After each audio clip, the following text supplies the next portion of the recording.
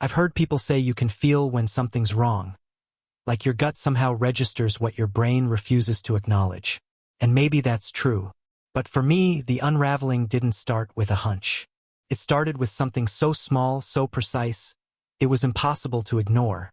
Her wedding ring wasn't on her hand. Savannah had just returned from a bachelorette weekend in St. Augustine with her coworkers. Or so she said.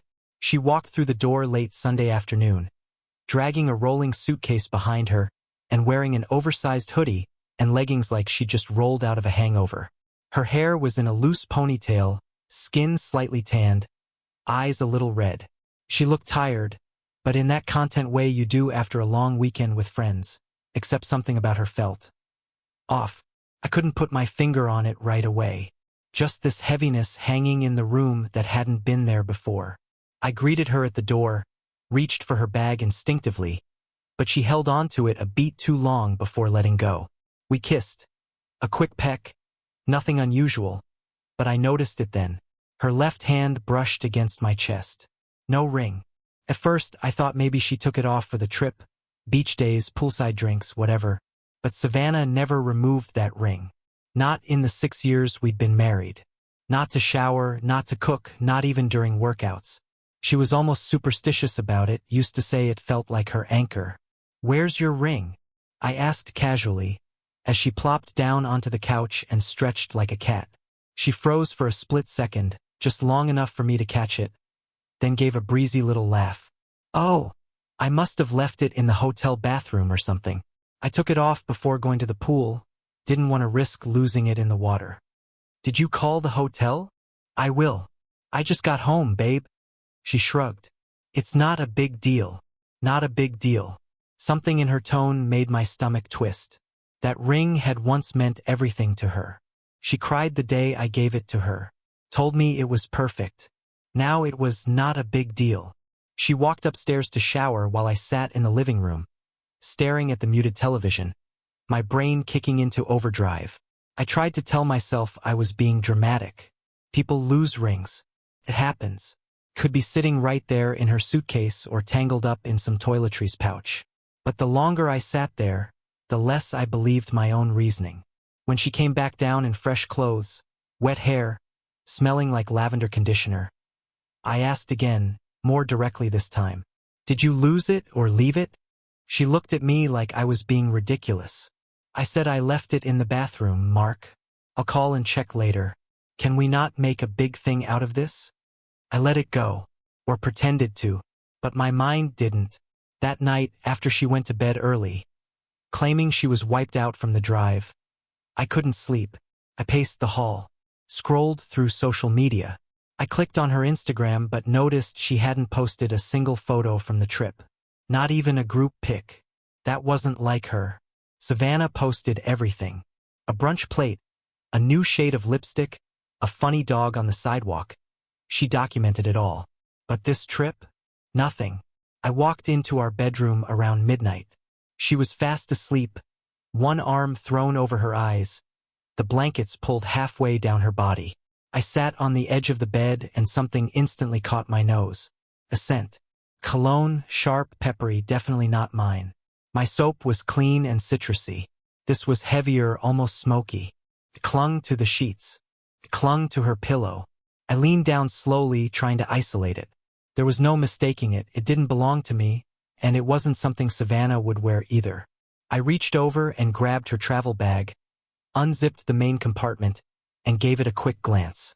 Nothing unusual. Just clothes, a few receipts, a mostly empty makeup bag. But the scent on the sheets had already done its damage. I laid awake for hours, staring at the ceiling, trying to rationalize. Maybe she'd brushed against someone on the elevator.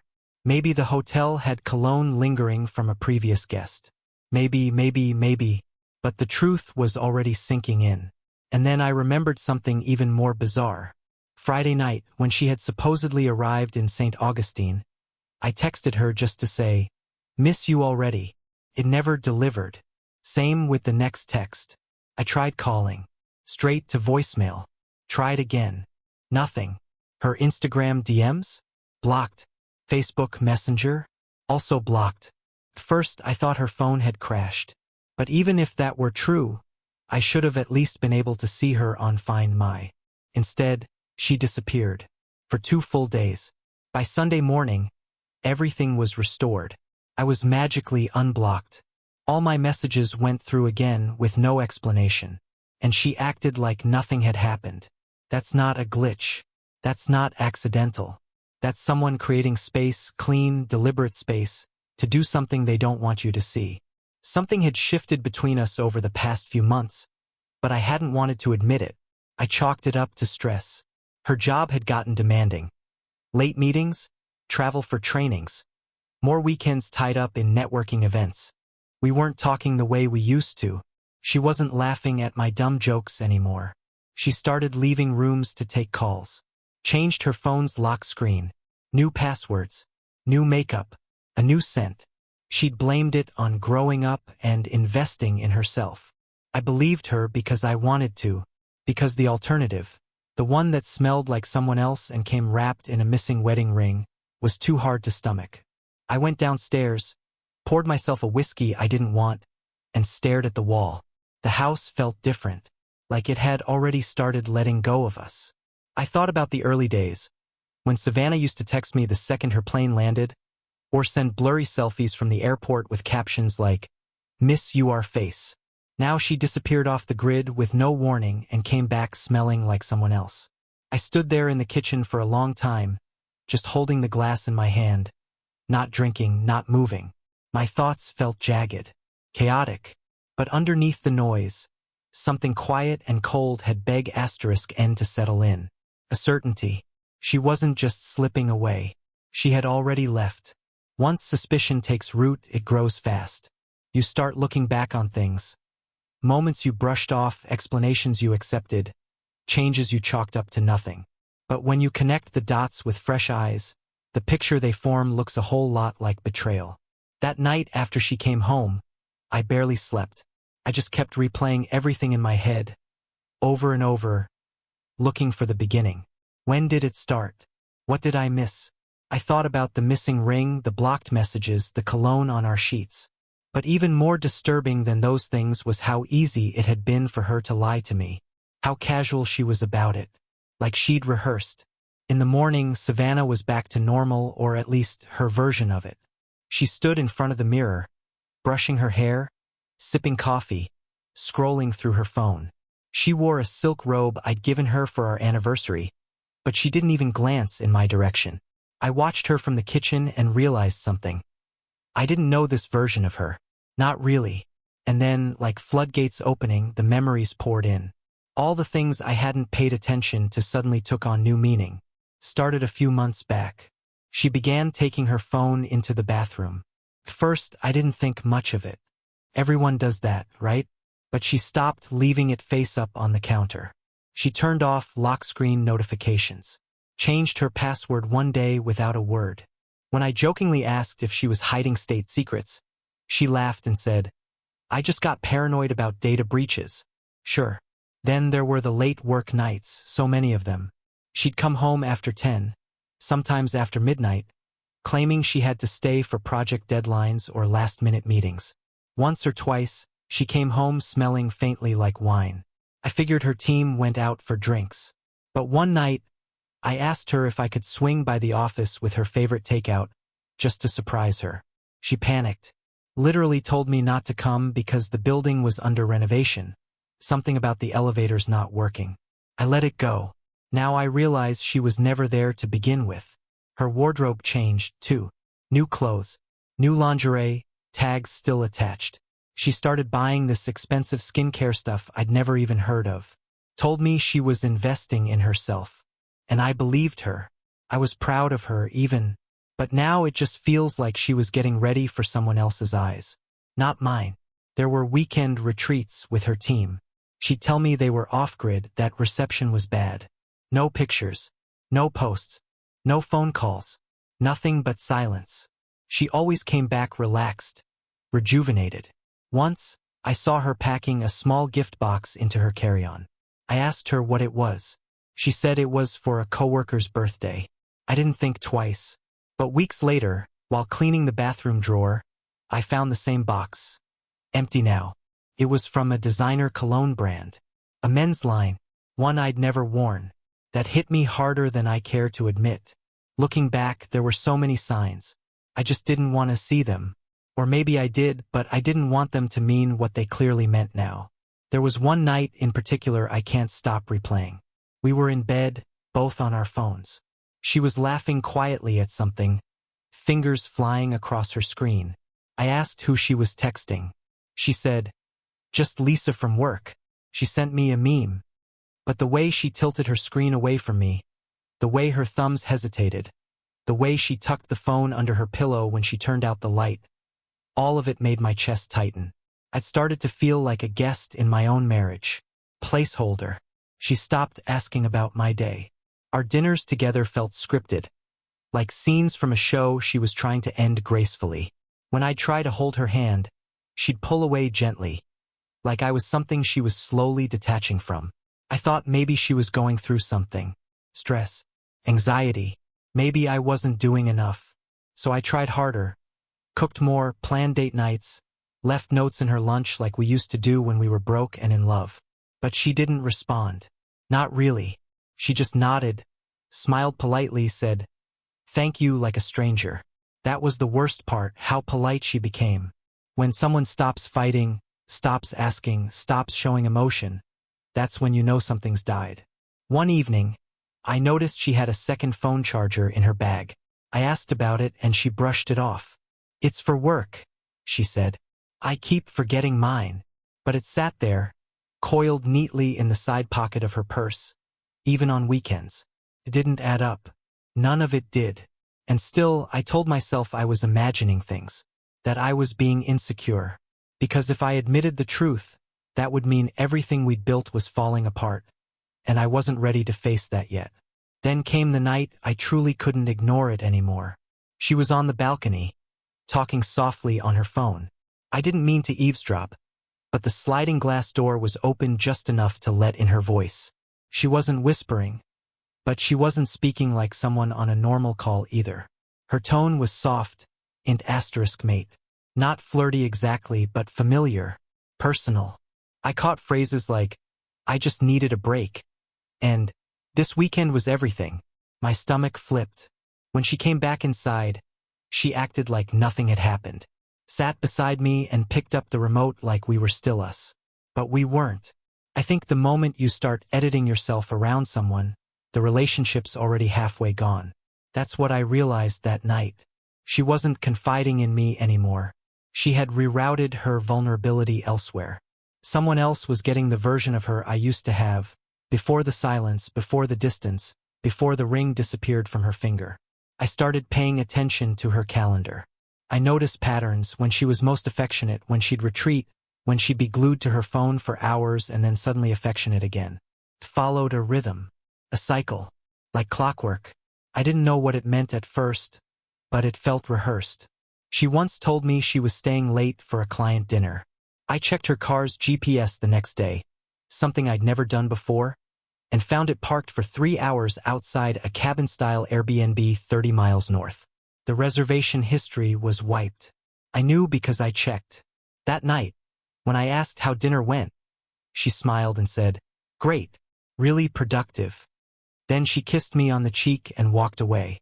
She had become a master at giving just enough detail to stop me from digging. And I had become too exhausted to push back. One night, as I lay next to her pretending to be asleep, I heard her phone vibrate. She picked it up quickly and walked into the bathroom, closing the door behind her. The shower didn't run. The sink didn't turn on. Just silence. When she came back, her expression was blank. She climbed back into bed without a word. That night, I didn't sleep at all. That's when I knew I couldn't keep doing this half-life, this quiet denial. Something was happening.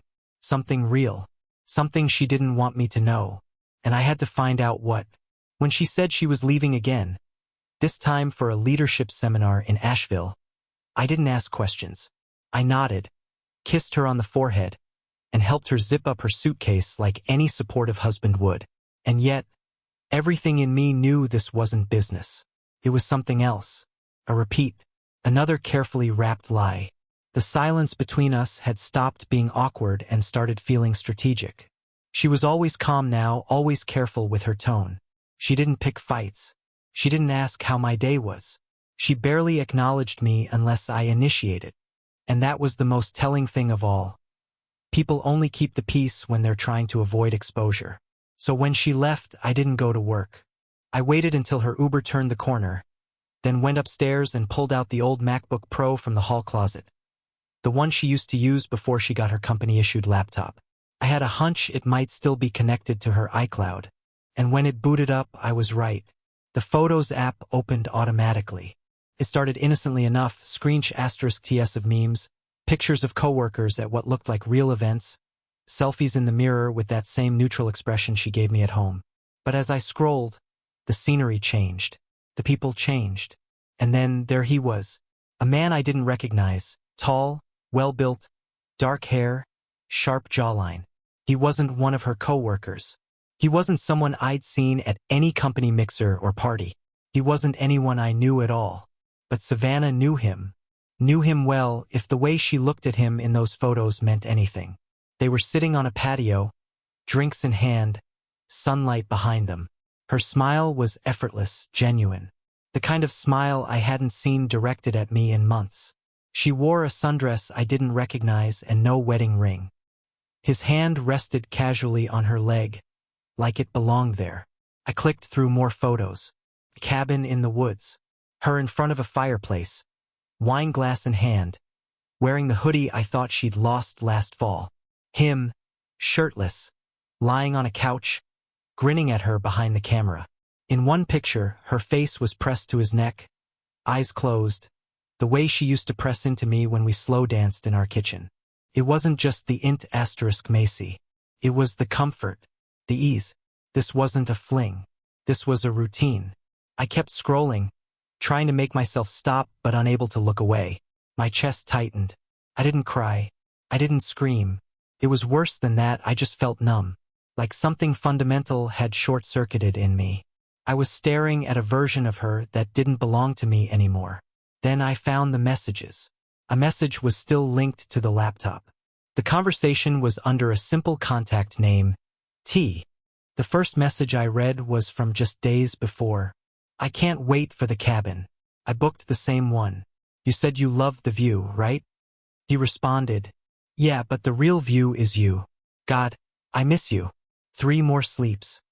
She replied with a photo, a mirror selfie in lingerie I'd never seen, with a caption that simply read, a preview. I kept reading. Dozens of messages. Dozens of plans. Plans made in the shadows of my life. They talked about restaurants, playlists, movies to watch together. He told her she made him feel real. She told him he made her feel wanted. They joked about how easy it had become to slip away, how clueless I was, how sweet I could be when I sent her goodnight texts while she was in his arms. That one hurt. I closed the laptop and sat there in the silence of our room. The air felt thick, like it was pushing down on me. I felt hollow and weightless all at once. I don't know how long I stayed there, just staring at the wall. But eventually, something shifted in me. It wasn't rage. It wasn't even heartbreak. It was clarity. Pure, cold clarity. She had made her decision a long time ago. I had just finally caught up to it. I opened the laptop again, not to confront her, not yet, but to document. I screen captured every message, every photo, every date and timestamp. I uploaded them to a secure folder, created backups on a thumb drive. I knew that if this came to divorce, I'd need proof. But more than that, I needed it for me. I needed to know that I hadn't been crazy, that my instincts had been screaming for a reason. Then I saw something else, an email confirmation, a reservation under her name at a mountain lodge. It was booked for this coming Friday, 2 nights. King suite, romantic package, a real getaway, not work, not training, not even pretending anymore. She was going back to him, and now I knew where. I stared at the screen, feeling something boil inside me. Not anger, strategy, not vengeance, just a sense that I couldn't let this pass by in silence. If she was going to do this, I needed to see it for myself. Not to confront her. Not yet. But to witness the lie in full form. To remove all doubt. So I booked a room at a nearby hotel. One with a direct view of the lodge's entrance. I chose a room with a balcony. I made the reservation for the same weekend. I didn't tell anyone. Not my brother, not my best friend, not my mom. This wasn't a story I was ready to tell out loud yet. I just needed to finish it in my own way. The week crawled by. At home, I acted normal. I asked how her meetings were going. I kissed her goodnight. I let her play the role she'd committed to. All the while, I was packing a small duffel bag in the trunk of my car, planning my quiet exit. Friday morning, she left earlier than usual. Said she wanted to beat traffic. She kissed me on the cheek and said, "Don't forget to water the plants." I smiled and waved from the porch as she drove away, her taillights disappearing down the road. By noon, I was parked across from the lodge. It was a quiet mountain town, the kind that smelled like pine trees and wood smoke. Tourists trickled in and out of cafes. Couples bundled in flannels strolled hand in hand. And the air had that crispness that makes your breath visible. And then there she was. Savannah stepped out of her car wearing jeans and a wool coat I didn't recognize. She looked happy, lighter. She pulled her suitcase behind her, phone in hand. A few seconds later, he appeared. Taller than me, confident, clean-shaven. They hugged like it was second nature, like this was normal. And then she took his hand. That was it. That simple gesture, fingers interlocking, casual and warm, broke something final in me. It wasn't an affair. It wasn't a mistake. This was love, or at least their version of it. They walked inside together, her hands still in his, and I just stood there on the balcony, watching my wife vanish into someone else's life. I didn't confront her that weekend. I didn't throw open the lodge doors and expose everything. I didn't shout or cry or demand an explanation. Instead, I stayed across the street in my room, lights off, camera in hand. I became still, strategic, quiet. Control isn't about what you say, it's what you withhold. That's something I started to understand the longer I watched her through the frosted window of the restaurant beneath their suite. I sat on the balcony of my rental lodge, sipping bitter coffee, watching Savannah and the man she used to be discreet with move openly now. Arms linked, laughter shared like it was the most natural thing in the world. They weren't hiding anymore. That told me everything I needed to know. That weekend, I photographed them at breakfast, at the fire pit, strolling into a boutique downtown. At one point, she leaned in and kissed his cheek over soup, her wedding ring still missing. He touched the small of her back like it was his right. They were a couple in every sense of the word. Except she still lived in my house, still shared my name, still had the nerve to call me babe over text while sipping wine with him. But I never stormed in. I never made a scene. I took the photos. I logged the time. I saved the restaurant receipts they left on the patio table in a to-go bag they didn't bother to throw out. They ordered dessert for two. Her favorite, creme brulee. She once told me it was a special occasion kind of thing. I guess every day with him was special now. When I got home Sunday evening, she hadn't arrived yet. I sat in the kitchen, lights off, the laptop open in front of me. I scrolled through the photos, organizing them chronologically, watermarking each one with the date and location. I built a timeline. Every trip, every false work event, every missed call and text suddenly aligned like puzzle pieces falling into place. For the first time in months, the chaos in my head began to quiet. I wasn't crazy. She was cheating. Not impulsively, not recklessly, methodically, with full awareness. And that made it worse. She got home later that night, suitcase wheels clattering on the porch as she fumbled for her keys. I didn't greet her. I didn't ask how it went. I just sat there, still, watching as she walked in with a fake yawn and said, "Hey, babe, I'm dead." That seminar was brutal. Then she kissed me on the head like nothing had happened. I played along. Long drive. Yeah, she muttered, rubbing her neck. The team had to stay and wrap up a panel. I'm gonna shower. Take your time, I said, and meant it. The next morning, I made her coffee the way she liked it. Oat milk, cinnamon, 1 sugar. She smiled, thanked me, even kissed me on the cheek. It was almost insulting how easy it was for her to pretend. But now I wasn't looking for signs or slip-ups. I was just gathering evidence. I stopped reacting. No more questions. No more trying to catch her in lies. I already had the truth. And once you have the truth, you stop playing defense. She noticed the change in me within days. I could see it in the way her tone softened when she asked about my schedule, in how she suddenly started suggesting dinners together again, or how she'd come up behind me while I was doing dishes and wrap her arms around my waist like old times. There was a nervous energy in it, like she could sense the power shift and didn't know how to stop it. But I didn't push her away. I let her lean in, let her think maybe the cracks weren't permanent, that maybe she could course correct. She started talking about vacation plans, suggesting we take a long weekend to reconnect. She mentioned therapy, said she'd been reading about relationship repair. I nodded, said it sounded smart. I even offered to look up options. I wasn't trying to fix anything. I was buying time. Behind the scenes, I made copies of our shared documents, pulled my name off anything I didn't want to be attached to when this blew up, created a private email account, opened a separate bank account under my name alone, transferred just enough to raise no red flags. Quietly, precisely, I began to peel my life away from hers. I started meeting with a lawyer once a week, pretending I was going to the gym. I presented everything: photos, text backups, emails, receipts, timestamped logs, GPS history, social media metadata. My attorney barely blinked as he looked it over. "This is airtight," he said.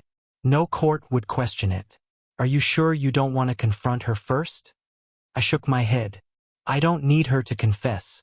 I just need her to face it. And that's what I was building toward. Not a fight, not revenge, but a reckoning. She made her choices. Now it was time to make mine. One Friday, I told her I had a company retreat. She offered to pack me snacks. "You'll forget to eat," she joked, slipping a granola bar into my coat pocket. I kissed her, thanked her, walked out the door, and drove 3 hours to the same mountain town from before. I knew they'd be back. The reservation confirmation was still in the email cache she forgot to clear. Same lodge, same room, same days of the week. It wasn't even exciting to her anymore. It was routine. That afternoon, I sat in the same restaurant across the street. Ordered nothing but coffee and a glass of water I never touched. I waited. At 3:17 p.m. her car pulled in. She got out wearing a tan coat I'd never seen, jeans that hugged her like she was dressing for someone. Her hair was curled, loose, like she used to wear it on our early dates. A small bag slung over her shoulder. Then he appeared. This time they didn't embrace. This time she walked to him casually, confidently. She reached for his hand first. They disappeared inside. I took the final photos, closed the camera, sat there for a long time, staring at the lodge entrance. I didn't feel broken. I didn't even feel betrayed. I felt calm. This was the quietest kind of closure. The one you get when all the questions are answered, and the truth no longer stings. She was gone long before I ever caught her. All I had done was remove the blindfold I'd willingly tied myself with. That night, I returned home before her. I printed out 2 manila folders, one for her employer, one for HR. I included the receipts, the calendar matches, the **TS from the work device I had access to via our shared Apple account. I didn't editorialize, just the facts.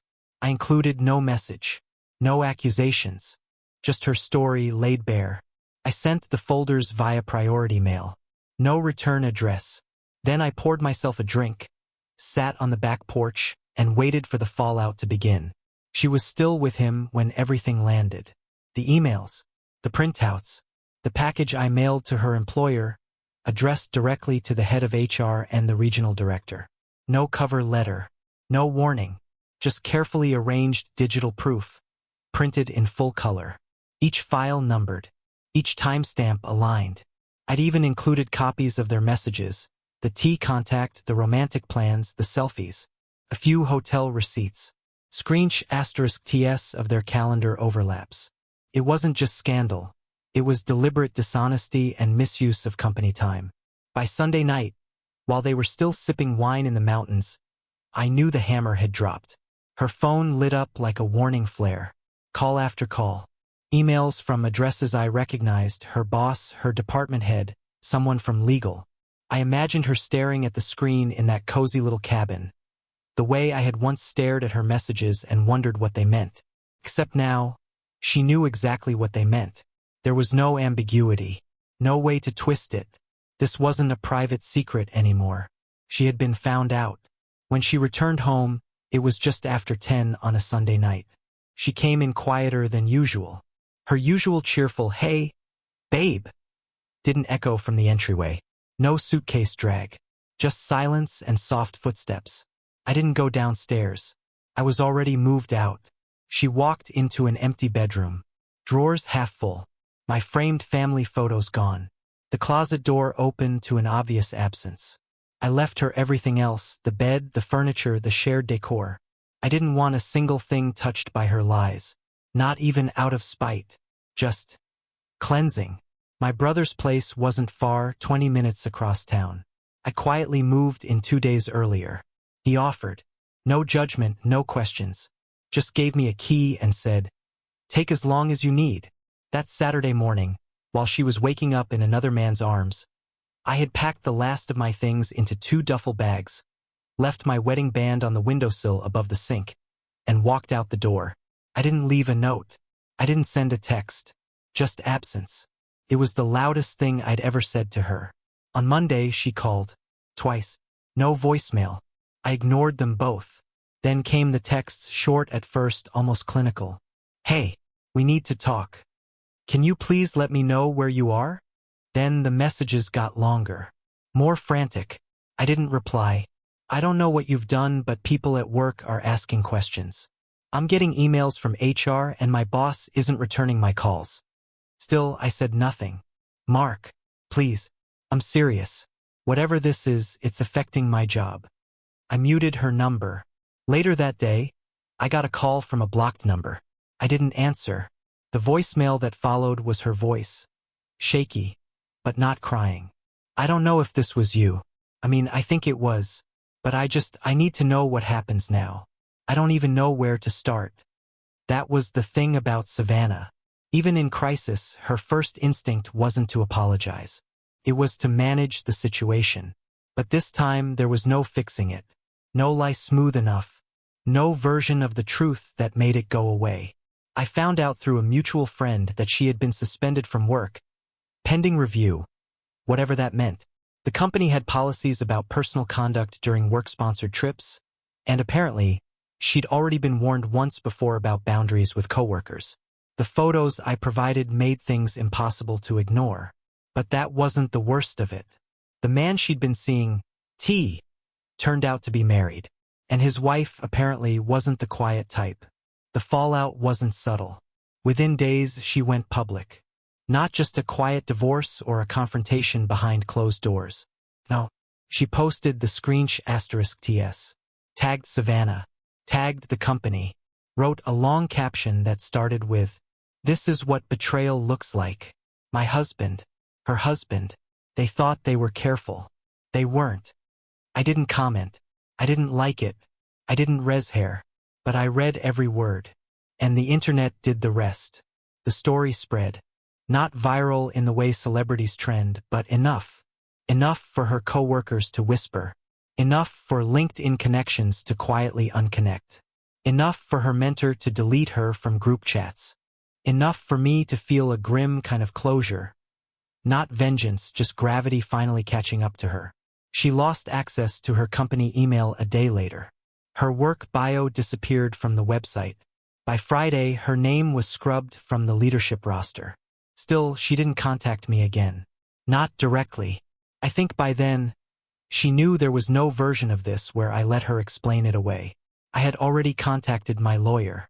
Already filed the petition. We served her the following Tuesday, at the house she used to share with me. My name was still on the mortgage, but she was the only one living there now. The process server said she didn't cry. Just opened the door, took the envelope, and nodded. then closed the door without a word. That night, I got a message from her personal email. "You could have talked to me first." That was the whole thing. No greeting, no sign-off, just that one sentence. I didn't respond, because the truth was, I had tried to talk to her for months. I had asked, I had listened, I had waited. She was the one who built walls, who took something sacred and ran it into the ground behind my back. This wasn't a decision I made lightly. It was a consequence she had orchestrated frame by frame. I don't believe in revenge. I believe in truth. And truth, when it finally comes out, does all the damage you'd expect rage to do, without ever raising its voice. In the weeks that followed, I felt empty at first, not broken, not angry, just hollow. The kind of quiet that comes after a storm, where your ears are still ringing and your hands haven't stopped shaking. But then something strange happened. I started sleeping through the night, not tossing or waking or replaying imaginary arguments in my head. Just real sleep, rest, like I'd finally put something heavy down. I went running again, first time in a year. I stopped waiting for her to call. I stopped checking her socials. I even deleted my own. What was I trying to prove? That I was healing faster than her? That I'd moved on? No, I didn't need to prove anything anymore. People reached out. Friends I hadn't talked to in months. Some who had guessed what was going on but didn't want to interfere. They were kind, quietly supportive. They didn't offer advice, just presence, which was all I needed. She tried once more. A letter this time handwritten, pages long. She left it with my brother, saying she didn't want to send something so personal over email. He handed it to me with a shrug. "Up to you, man." I read it. Of course I did. She said she was sorry. Said she never meant to fall in love with someone else. That it started as an escape and spiraled. That she never stopped loving me but had lost herself in trying to chase something new. That the other man turned out to be nothing like she thought. That his wife's public fallout had destroyed him. That he had gone back to his family. That he had left her. She said she was alone now. That she missed me. That she didn't recognize herself anymore. I folded the letter, slid it back into the envelope, and burned it in the fire pit behind my brother's house. No anger, no ceremony, just ashes.